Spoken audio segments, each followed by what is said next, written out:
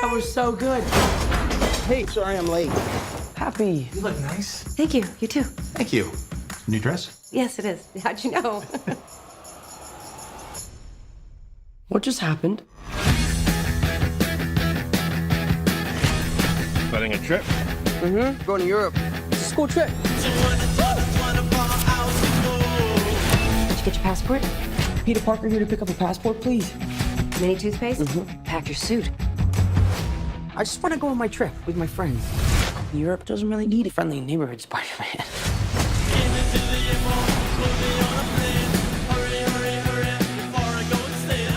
You look really pretty. Therefore, I have value. No, that's not I'm right. messing with you.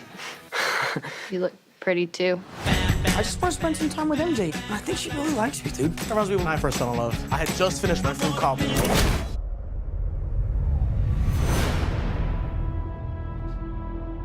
So nice to finally meet you, Spider-Man. You're Nick Fury. Put some clothes on. Let's go for a ride. Is he gonna be okay like that? Might want to turn him over so he doesn't swallow his tongue. I think Nick Fury just hijacked our summer vacation. Awesome! You got gifts, Parker, but you have a job to do. Are you going to step up or not? You're all alone. Your friends are in trouble. What are you gonna do about it?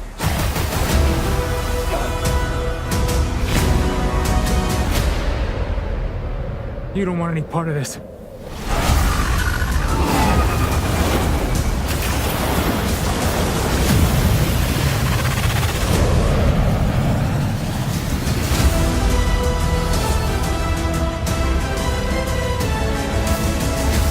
Who is that guy? He's like Iron Man and Thor rolled into one. He's no Spider-Man. What is it with you and Spider-Man? What, he looks out for the neighborhood, has a dope suit, and I really respect him. Sup, dickwad? Okay, hey guys, X here, and today we're going to be breaking down the Spider-Man Far From Home trailer 1. So in the opening shots of the trailer, we can see that Peter's now becoming a more recognized hero, so he's very much filling the shoes of his probably deceased mentor, Tony Stark. So Randy's there at a charity event in full costume, and do note that he is in the Stark suit and on this new suit. Obviously, we see later in the trailer that he leaves it behind in Queens. So just a fun thing notes that Aunt May is working at the charity here, so it says homeless support, food, shelter, and hope.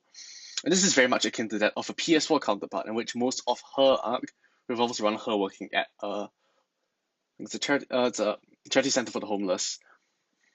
Later on, we get a few shots of Happy and Aunt May, and this obviously hints at the new relationship. Personally, I'm not the biggest fan of it. I think this relationship seems a bit forced just for some quote-unquote cringe adult romance, and I hope that they don't try to focus on that too much in the film. Okay, so in the next few scenes, we establish some context. So Peter and the rest of his gang will be headed to Europe for a school trip. So presumably based on the shots we've seen, they'll be heading to Venice and London at least. But we can assume that they probably visit more locations, just that they aren't as prominently featured. So as Peter swings around the city, we can clearly see Avengers Tower in the background being rebuilt. And obviously Avengers Tower, as we know, as of Spider-Man Homecoming, has been bought over and they're moving out of it. So some running theories are that they could have been bought over by Oscorp, Norman Osborn, or the Baxter Foundation, bringing in the Fantastic Four. Since this movie will be set post Avengers Endgame, we don't know if they'll try to incorporate the X-Men and Fantastic Four slowly into the MCU. So this is definitely something that could happen. So fun little Easter egg. Behind Peter on the wall, we can see a flag that says Hall of Fame. And given that Peter's now become a more prominent Avenger, he's probably an Avenger, and that he's being viewed as more of a hero in the public eye. So he is sort of entering that superhero Hall of Fame, and he's really becoming more famous. Not just within Queens and New York, but on a more global scale. Moving on with a shot of Peter's passport. Here's a pretty funny passport photo. Additionally, knowing that Marvel loves to chuck Easter eggs in the form of numbers or small posters and stuff into their trailers, we see the numbers 55280-806. And while I'm not sure about the significance, it could be dating back to an important date. If it does prove to be anything significant, I will include it in my next Easter egg video.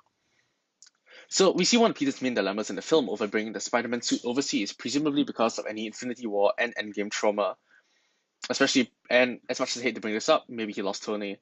And just a reminder of that traumatic experience. However, do note that he still has the original Stark suit, and as we know in Infinity War, the Iron Spider armor merely formed over it, so when he eventually regenerates in Endgame, he would still have it. Obviously, he isn't using the Iron Spider, maybe just because of any trauma, and it's just not a nice memory to have of your mentor dying. So we then see that Peter and the gang are in Venice, presumably for most of the film. However, as I mentioned earlier, they will be in London, and shots of the final battle do show that it'll probably be happening there.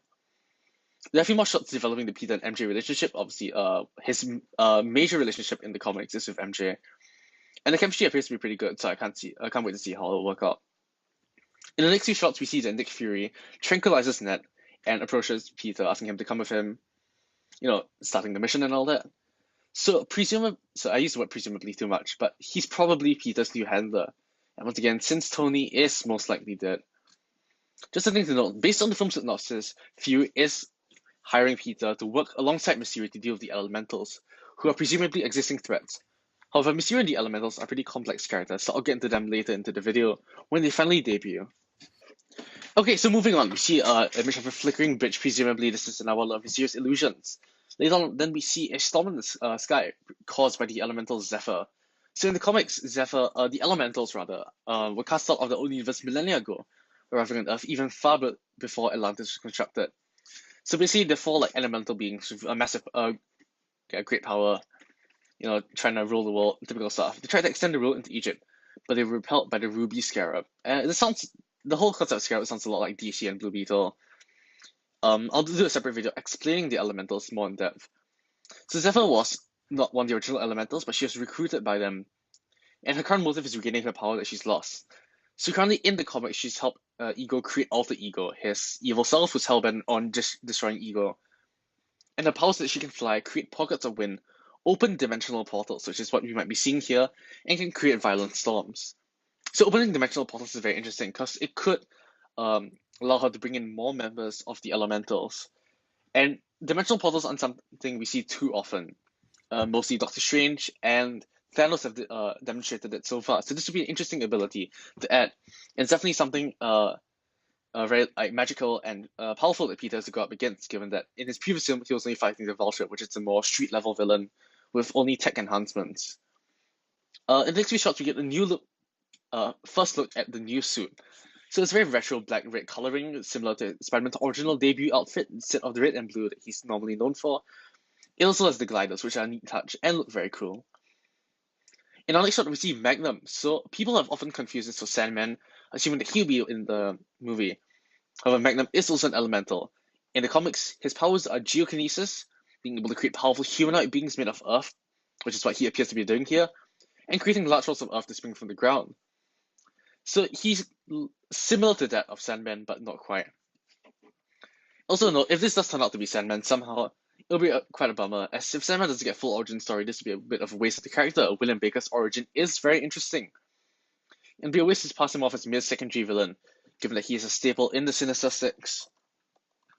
Okay, our next shots are of Hellfire, and obviously people have confused this for Molten Man, but this is in fact Hellfire, the Elemental. He's the leader of the Elementals, the three of which came to Earth, and his powers are just simply that he can generate flames, burst his body into flames, shoot fireballs, all the usual stuff. So, Molten Man, obviously this isn't him, but I'll just go into depth on this character a little bit. So, Molten Man in the comics was Mark Recton, a scientist. He serves as an assistant to Spencer Smythe, creator of the Spider Slayers. They were developing a new metallic alloy that spilled Rexin during a quarrel with Smythe, causing his body to give off intense heat and begin consuming itself. However, later on in the comics, he's become more of an ally, working as head of security at Osborn Industries, and occasionally being a bodyguard for Peter's friends and family while he's away. And currently, he's head of security for Alchemax. So Molten Man is actually a pretty interesting character, and though this isn't him in the movie, I wouldn't mind seeing him in future films. Okay, so moving on, we see shots of Thugs engaged in a shootout, presumably, with Nick Fury or Peter. And this is pretty interesting, because Thugs don't really play a significant part in, the Mysterio Elementals plot. Which is a bit confusing. Like, you see some shots of the stealth suit used to fight at night, and presumably he fights with Mysterio at this time, or fights alongside Mysterio. The stealth suit looks sick, although it does bear many similarities to the Spider-Man Noir suit that you may have been familiar with from Spider-Man Into the Spider-Verse and other games such as Shattered Dimensions. Next, we see Hydron, who isn't Hydro Man, if you're wondering. In the comics, Hydron is the most bloodthirsty of the elementals. He possesses the ability to control water in all its forms, creating monsoon-like rains, waves, water thrones, and even traveling on water spouts. He can also drain the moisture from a person's body, drying them out until they turn to dust. Obviously, this might be a bit more graphic for an MCU film rated PG-13, so I don't think we'll see this ability. However, as evident in the trailer, he is able to constitute himself into a Hydroman-esque water body form, also similar to what Magnum and Sandman have done. So moving on, we see our first few shots of Mysterio, what's probably the primary antagonist of the film, played by Jake Gyllenhaal. So in the comics, the first Mysterio, Quentin Beck, was a special effects artist and a stuntman, using his talent for illusions to become a supervillain and trying to frame Peter. The other more significant Mysterio was Francis Clume, a mutant with teleportation, telepathy, and telekinesis, as well as possessing significant knowledge on pharmacology. So in the comics, Mysterio doesn't, at least Quentin Beck, traditionally doesn't have magical powers. However, this iteration of him appears to have magical powers and the ability to fly. His magic also looks very similar to that of Doctor Strange, as you can see from his sigils, and also his magic beams shooting out of his hands. And somehow, I don't think that this is an illusion. So obviously, there have been theories circulating that Mysterio is obviously the primary antagonist of this film, and that he's actually hired or created the elementals in order to portray himself in a better light to the public, and that he'll eventually turn on Peter and Fury and the rest of them. So this is a pretty interesting note, although I feel that as a twist it will be too predictable. However, I don't see many other directions that they can go with the Mysterio character in this case, since he will obviously have to turn bad, and maybe eventually become part of a Sinister Six. After this, we get the shot of the Spider-Man Far From Home logo, with the spider logo forming from a globe, signaling the nature of this mission and that it's being held overseas all across Europe. In the Stinger bit, we see a shot of Mysterio going viral, and this ties into his presumed mission of passing off as a good guy, trying to influence the public and get them on his side before he turns on them. That's a pretty nice Stinger scene of Flash being a huge fanboy of Spider-Man before, insulting Peter, and this ties in nicely into Flash's typical trait of being a Spider-Man fan, but having an intense hatred for Peter. Okay guys, thanks once again for watching this video. If you enjoyed it, please remember to leave a like, comment, and subscribe. This movie definitely looks promising, and I hope we'll do well. If any more trailers come out soon, I will also break them down. Thanks, and see you next time.